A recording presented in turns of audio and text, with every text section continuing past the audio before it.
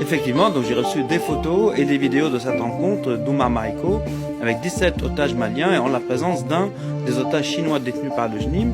Rappelons quand même que le JNIM détient beaucoup plus d'otages locaux que ces 17 que Oumar Mariko a pu rencontrer. Et rappelons qui est Oumar Mariko d'abord.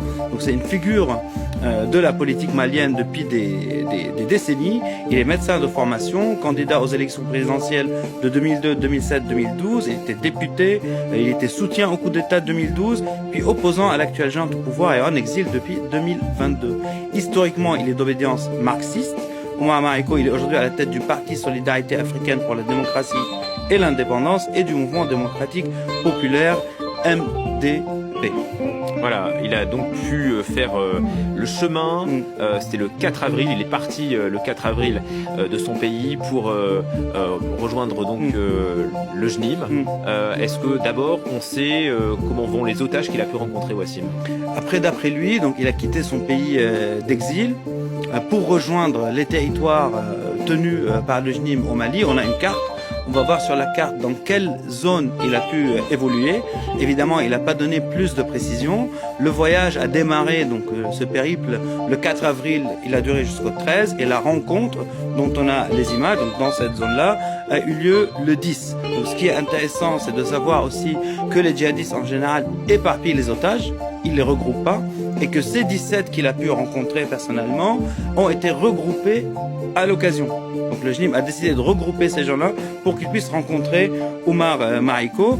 D'après les images qu'on voit, ils sont en bonne santé, du moins ces 17-là, et ils ont pu passer, tel que Monsieur Mariko m'a dit, quasiment la journée ensemble. Et donc là, c'est lui qui s'adresse à eux pour recueillir leurs paroles, leurs revendications, leurs demandes, qui s'adressent évidemment aux autorités de Bamako, mais aussi pour s'enquérir de la situation, parce que pour certains, il y en a qui sont otages depuis plusieurs mois, voire des années. Ce sont des preuves de vie. Ces otages sont bien vivants et vous le disiez, ils étaient éparpillés par le JNIM, mais là pour cette rencontre, ils se sont retrouvés dans un lieu unique. Ils sont où? Dans le désert, dans la brousse? Ils sont dans la brousse de Guiré, telle que donc la rencontre en tout cas a eu lieu dans la brousse de Guiré, mais vu que ce sont des Maliens, donc des locaux, on peut imaginer qu'ils peuvent être éparpillés n'importe où sur le territoire. Hein. Donc et le fait est que d'après la carte qu'on a vue, la zone est assez vaste, et le fait est que le JNIM a pu les détenir dans cette zone ou à l'extérieur de cette zone, mais le fait est qu'il a pu les acheminer pour faire cette rencontre. Il faut oublier aussi qu'Oumar Mariko a 67 ans, donc le périple n'est pas du tout facile, et qu'il a pris sur lui donc cette décision ou cette démarche d'aller voir ces otages. D'après ce qu'il dit, c'est une initiative personnelle. Initiative personnelle que partagent d'autres personnes, mais je le disais en introduction, ça se passe loin des caméras. Bon, là aussi, il n'y a pas d'image. Oui, en tout cas, on a des preuves, mais il l'assume. Il assume cette rencontre, et c'est ça qui est nouveau. C'est ça qui est nouveau, c'est qu'on sait que plusieurs, représentants politiques de l'opposition ont été à la rencontre de représentants du JNIM. On sait que les autorités maliennes négociaient avec le JNIM. On sait que les renseignements maliens négociaient avec le JNIM. On sait que des pays de la région négocier avec le JNIM, mais personne ne l'assume publiquement, ouvertement. Ce qui est nouveau dans cette démarche, qui est propre aussi au personnage d'Oumar Mariko, qui a toujours été dans la prise d'initiative, c'est qu'il assume. Il va les voir, il prend le risque, du haut de ses 67 ans, donc le périple d'être lui-même attaqué, le risque d'être tombé sur une patrouille de Wagner, le risque de tomber sur l'armée malienne, et en rentrant, il l'assume, il le dit ouvertement, qu'il a été voir le JNIM pour sortir ses otages. Et pourquoi selon lui? Parce que selon lui, et ce qui est en fait plutôt vrai, ces otages donc maliens, locaux, personne ne s'enquérit de leur sort. Quand c'est des otages étrangers, vous l'avez mentionné comme l'otage émirati, beaucoup de missives se mettent en route, que ce soit des pays de la région, des autorités, etc., parce qu'il y a des grosses rançons à la clé ou parce qu'il y a des gains diplomatiques à la clé. Par exemple, pour les otages qui sont entre les mains de l'État islamique aujourd'hui, il y a un otage américain, plusieurs pays, sont en train d'essayer de le sortir de sa détention. Donc là, ils sont maliens et la junte, visiblement, s'en désintéresse, c'est ça que Non, vous dites? voilà, c'est ça, s'en désintéresse. Et la seule chance qu'ils ont pour certains d'être libérés, c'est quand les familles ou les villages, les communautés arrivent à réunir une certaine somme pour les sortir, ou par exemple, quand le JNIM a ce qu'il veut, par exemple des libérations. D'après ce qu'Omar Mariko dit, et ce qui correspond aussi à la réalité, c'est que tous les chefs du JNIM qui ont été arrêtés par les Français et puis détenus à Bamako, en gros, on penche à penser qu'ils sont morts en détention. Donc aujourd'hui, ce que le JNIM demande, même s'il continue de la réclamer, mais ce qu'il demande surtout, c'est les petites mains. C'est-à-dire les petites mains qui gravitent autour du JNIM. Ça veut dire ceux qui amènent le gasoil, ceux qui rapportent l'eau dans les camps, ceux qui rapportent la nourriture et qui sont raflés par l'armée de temps à autre. Et le JNIM, il dit, libérez ces gens-là parce que leurs familles les demandent. Donc les familles qui vivent dans les territoires plutôt contrôlés par le JNIM les demandent et ils s'adressent au JNIM. Donc c'est une façon de contenter les populations sur lesquelles il règne, peu ou prou.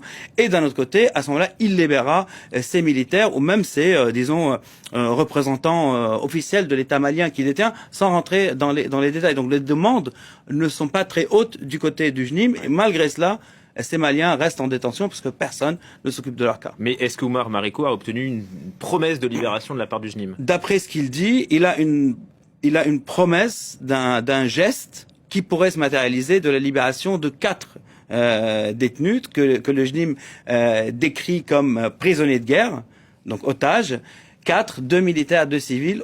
Il a les noms, il ne les a pas dévoilés, mais apparemment, le JNIM fera un geste dans ce sens-là, donc la libération de 4 personnes, pour démontrer que la missive d'Omar Mariko marche. Et quelque chose d'important, c'est que cette initiative est vraiment personnelle de la part d'Omar Mariko et qu'elle ne s'inscrit pas dans les autres démarches de prise de contact avec le JNIM qui ont été formulées par l'opposition. On en a parlé ici, le CFR avec la garantie ou comme figure garante l'imam Diko. Donc c'est vraiment quelque chose qu'il fait de son côté, sans d'autres partenaires. Voilà, sans d'autres partenaires de l'opposition.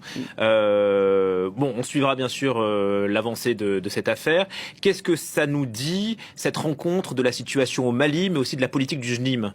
Ça nous dit, en tout cas, que le JNIM essaye de plus en plus de faire de la politique, qu'il prend les mains tendues, disons, et qu'il essaye de gagner le cœur et les esprits des Maliens qui vivent sous son autorité et même de ceux qui le combattent aujourd'hui. Parce que en démontrant qu'il est possible pour lui de libérer ces détenus ou ces otages maliens, c'est aussi une façon de démontrer que les autorités de Bamako ne s'occupent pas de ces gens-là, ce qui est factuellement vrai. Et ça laisse aussi ça laisse aussi l'impression qu'il est prêt à parler avec tous les acteurs qui viennent vers lui. Donc Omar Mariko, on l'a dit, il est quand même de tendance marxiste.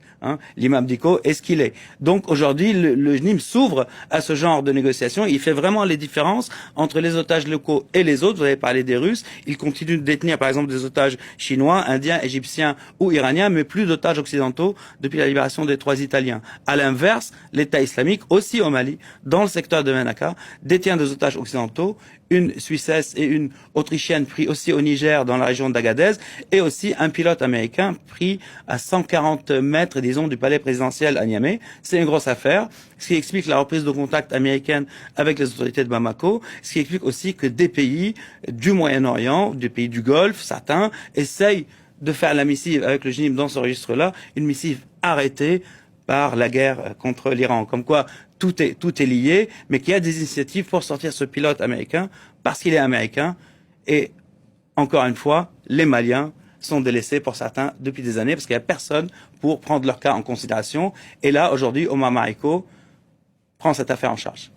Et on l'a vu.